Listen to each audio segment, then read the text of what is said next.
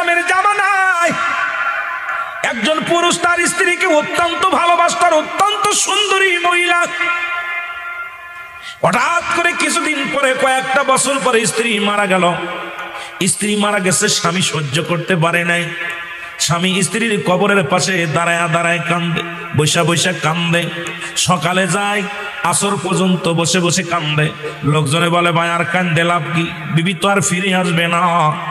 কয় না রে ভাই, আমার বিবিরে আমি অত্যন্ত ভালোবাসি, স্ত্রীর মায়া আমি ভুলতে পারি না। স্ত্রীকে আমি হারায় আমি পাগল হয়ে গেছি গো, এই জন্য আমি স্ত্রীর কবরের পাশে বসে বসে কান্দি। একদিন নয়, দুদিন নয়, মাঝখানে কি রকম কান্না কাটি শুধু। আর একটা বিয়ে সাধু করে না, অন্য মেয়ের দিকে উপাদান আকৃষ্ট হয় নাই, শুধু স্ত্রীর জন্য কান্দে, প্রতিনিয়ত কবরের পাশে বসে বসে কান্দে। হঠাৎ একদিন ঈসা আলাইহিস সালাম ওই রাস্তা দিয়ে যাইতেছে, দেখে একজন পথিক কবরের পাশে বসে বসে দুটি চোখের পানি ছেড়ে কাঁদতেছে আর বলতেছে, আল্লাহ আমার বিবিরে তুমি নিয়ে গেলা, বিবিরে ছাড়া আমি বাঁচতে পারি না, বিবিরে ছাড়া ঘুমাইতে পারি না, বিবিরে ছাড়া আমার ভালো লাগে না, বিবিরে ছাড়া আমি খাইতে পারি না। ঈসা আলাইহিস সালাম যে ডাকতে বলে, ভাই তুমি কান্দো কেন? এই হুজুর আমি কাঁদছি কেন, আমার বিবি কবরে শুয়ে আছে, আজ থেকে অনেক দিন যাবত মারা গেছে, এখন বিবির মায়া আমি ছাড়তে পারি না, আমি ঘুমাইতে পারি না, খাইতে পারি না, চলতে পারি না, আমার বিবির জন্য আমারে নিয়ে যাও, আমি চলে যাব। আমারে কেন আমার আল্লাহ নেয় না? আমার বিবির কাছে আমারে কেন নেয় না? না হয় বিবিরে ফিরা দাও, না হয় আমারে নিয়ে যাও। জোরে জোরে চিল্লায়া বলা যাবে না আল্লাহু আকবার। ঈসা নবী ডাক দিয়ে কয়, বাইরে তুমি তোমার বিবির এত ভালোবাসো? কয় হুজুর আমার বিবির চেহারা দেখলে, আমার বিবির চেহারা আমি ভুলতে পারি না। আমার বিবিকে এত রূপ জৈবন আল্লাহ দান করেছিল গো, তারা দেখলে আমি না দেখলে পাগল হয়ে যাই। তুমি যদি আমার বিবির একটু ফিরা দিতা, উঠায়া দিতা, সারা জীবন কৃতজ্ঞতা তোমার কাছে থাকতাম। ঈসা নবী কয়, তোমার বিবির কবর কোনটা, কয়টা? তখন ঈসা আলাইহিস সালাম বলে, আমার আল্লাহ আমাকে একটু অলৌকিক ক্ষমতা তুমি আর একটু দিয়া দাও, আমি ওনাকে কবরের কবর থেকে উঠায়া দিই। সঙ্গে সঙ্গে কবরটার বলতে থেকে বলছে, কবরবাসী ওঠো। সঙ্গে সঙ্গে উঠে গেছে।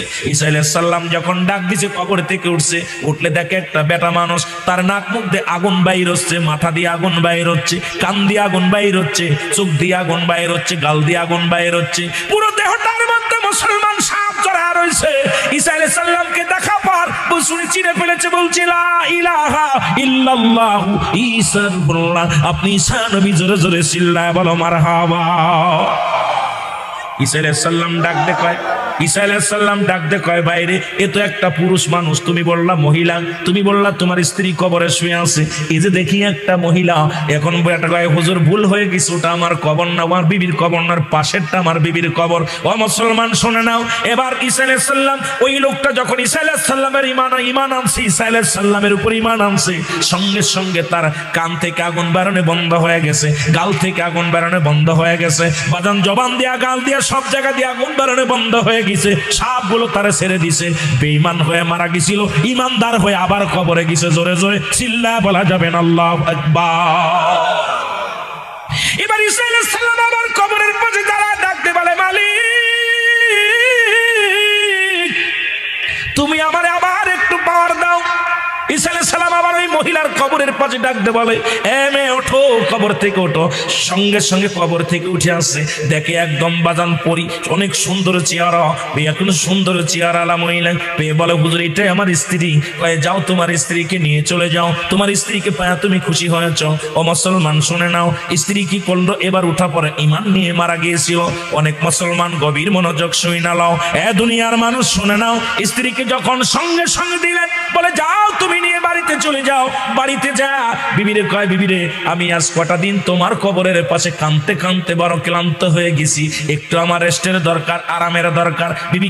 বিবিরে বলছে, বিবিরে তোমার উরতের উপর আমি মাথা রাখবো, আমার মাথাটা একটু মাথার মধ্যে হাত বোলায়া দাও, আমি ঘুমায়া যাব। বিবি মাথার মধ্যে হাত বোলায়া দেয়, আর ওই লোকটা ঘুমায়া গেছে। ঈসা নবীর উম্মত ঘুমায়া গেছে। বাবারে গমের মধ্যে যখন এমন গম ঘুমাইছি, 2টা দিন শুধু গমের মধ্যে আছে, ক্লান্ত হয়ে গেছে। এমন সময় এক রাজপুত্র ওই বাড়ির ওই রাস্তা দিয়ে আগমন করতেছিল। ওই রাজপুত্র ওই মহিলাটাকে দেখে পাগল হয়ে গেছে, মহিলাও রাজপুত্রকে দেখে পাগল হয়ে গেছে। আস্তে আস্তে করে স্বামীর মাথাটা নিচেই রেখে রাজপুত্রের কয়, আই লাভ ইউ। কথা বুঝেননি? আমি তোমার ভালোবাসি। আনা ওই বুকা ইন্না দ্বারা সুকা, আনা ওই বুকা ইন্না সাকা সাকা। আমি তোরে ভালোবাসি। এরে বাবা শুই না। স্বামীর মাথাটা নিচেই রেখে সঙ্গে সঙ্গে রাজপুত্রর সঙ্গে রওনা দিয়ে চলে গেছে একটা ঘোড়া করে। এবার লোকটা দুদিন পরে গম ভাঙছে। গম ভাঙ্গিয়া দেখে রে বিবি নাই, পাশে বিবি নাই, পাগল হয়ে গেছে। আর এত সাধনা করে বিবিরে আমি আনলাম গো, কত সাধনা করে আমি কান্নাকাটি করতে করতে বিবিরে পাইলাম ফেরত। আমার বিবি গেল কই, বিবি গেল কই? পাগল হয়ে গেছে। বিবিরে খুঁজতে খুঁজতে পাইলেন না। হঠাৎ করে দেখলো ঘোড়ার পায়ের দাগ। চিন্তা করে নিশ্চিত কোনো ঘোড়া এসেছিল, সেই ঘোড়া নিয়ে গেছে। পায়ের দাগ দেখতে দেখতে, ঘোড়ার পায়ের খুরের দাগ দেখতে দেখতে চলে গেলেন। যায় দেখে রাজমহলে, বিবি রাজমহলের মধ্যে বাদী হয়ে বসে আছে। এবার যায় লোকটা যায় বলে, এ দাদা, বলে হুজুর এটা আমার বিবি, আপনি আমার বিবি আনছেন কেন? আমার বিবিরে কেন আনছেন? এটা তো আমার বিবি। বিবি কয় না, আমি রাজার বাদী। আল্লাহু আকবার বলেন। বিবি অস্বীকার করে, স্বামীরা তুমি আমার স্বামী স্ত্রীর পরিচয় দাও। তুমি কে গো? আমি তোমারে চিনি না, আমি তো এই রাজার বাদী।